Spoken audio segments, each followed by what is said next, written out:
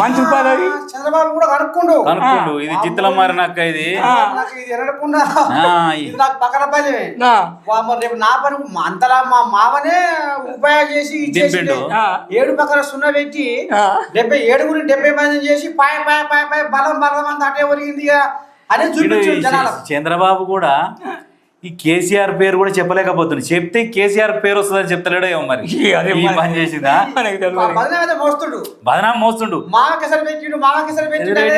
మోస్తుండు. కానీ కేసీఆర్ పేరు చెప్తే ఈనాడే పైకి లేస్తాడు. ఇంకా కానీ నేను కాదు సూత్రధారి పాత్రధారి చంద్రశేఖర్. మనం ఈ విషయాన్ని గొప్పగా చెప్పుకోవాలి. మన తెలంగాణ బిడ్డ ఈ మోసం చేసుకుంటే దిట్ట మన తెలంగాణ ఇప్పుడు ఆయన అన్నాడు కదా, నేను తెలంగాణ బిడ్డని, తెలంగాణ నేను తెచ్చినోని, సాగునోట్లే తలకాయ పెట్టినోని.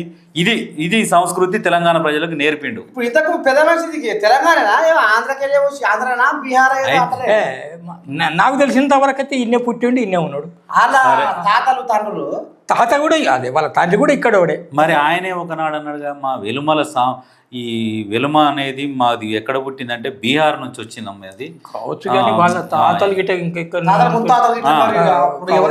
మా బ్రీడ్ మొత్తం బీహార్ నుంచేది. అది ఇక్కడిది కాదు, మా తాత ముత్తాతలు అక్కడ అని ఆయన కూడా అన్నాడు.